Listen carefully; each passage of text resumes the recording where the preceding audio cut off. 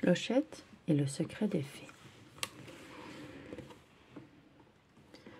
La vallée des fées est un royaume magique, divisé en 4 saisons et 2 territoires. Printemps, été, automne d'un côté, hiver de l'autre. Selon un ancien règlement, aucune fée n'a le droit de franchir les frontières du territoire où elle est née. Or, ce jour-là, Clochette a très envie de passer le pont qui conduit à l'hiver. Et son ami Noah a bien du mal à la raisonner.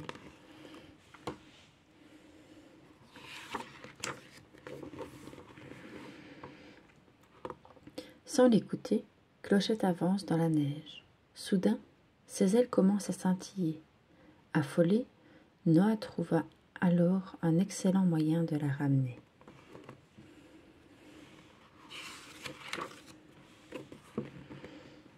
Mais Clochette est intriguée. Pourquoi ses ailes ont-elles ainsi étincelé? Bravant l'interdit, elle franchit à nouveau la frontière, afin de consulter le gardien des connaissances féeriques. À son arrivée au palais d'hiver, elle se cache, étonnée. Cristal, une jeune fée du froid, dont les ailes scintillent, comme les siennes, est en train de parler au vieil homme.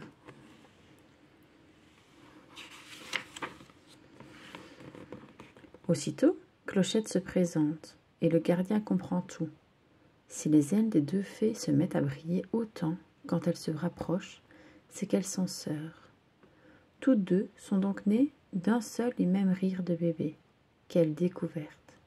Avec bienveillance, le gardien autorise Clochette à rester en hiver, jusqu'à la fin de la journée.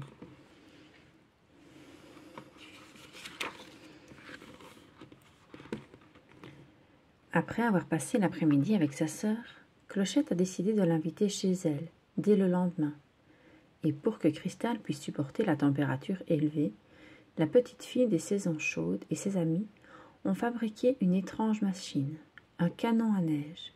Grâce à lui, Cristal va pouvoir explorer sans risque le territoire des saisons chaudes.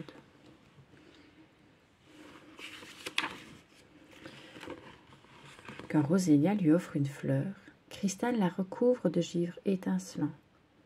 La fleur retrouve alors tout son éclat.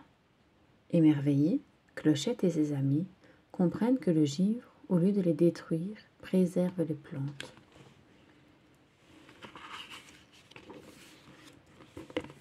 Mais Cristal s'affaiblit. Le canon à neige est presque vide, et les ailes de la fée deviennent soudain toutes molles. Rapidement, Clochette et ses amis la ramènent vers la frontière.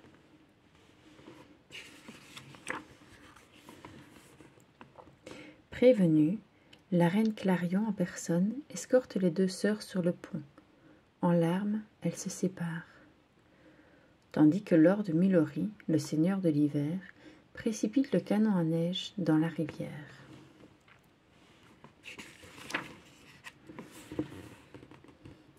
Plus la reine Clarion et Lord Milori racontent ensuite la même histoire aux 2 jeunes fées désolées.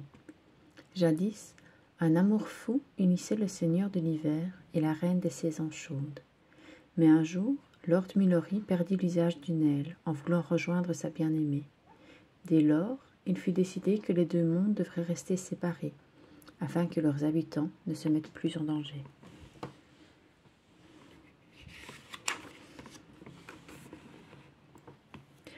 Or, l'histoire racontée par la reine Clarion et Lord Milori est à peine finie qu'il commence à neiger. Très inquiètes, toutes les fées s'envolent et aperçoivent au bord de la rivière un gigantesque tourbillon sombre et glacé. Il provient du canon à neige, qui heurtant la berge s'est déréglé. Très vite, on le détruit, mais trop tard. Tout le pays des saisons chaudes est en danger.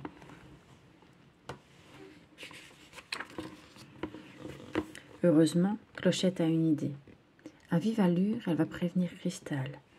Quelques minutes après, le peuple de l'hiver accourt pour répandre du givre sur toutes les plantes. Ainsi, elles seront protégées du froid jusqu'au retour du soleil. La vallée des fées est sauvée, mais Clochette ne peut plus voler.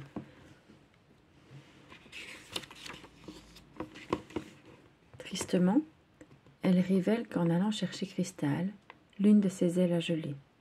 Clochette se résout alors à dire adieu à sa sœur. quand une gerbe d'étincelles magiques jaillit de leurs ailes unies. Et voilà, Clochette guérie. Désormais, les fées des saisons chaudes sont autorisées à rendre visite à leurs amis de l'hiver, car il suffit d'un peu de givre sur leurs ailes pour les préserver.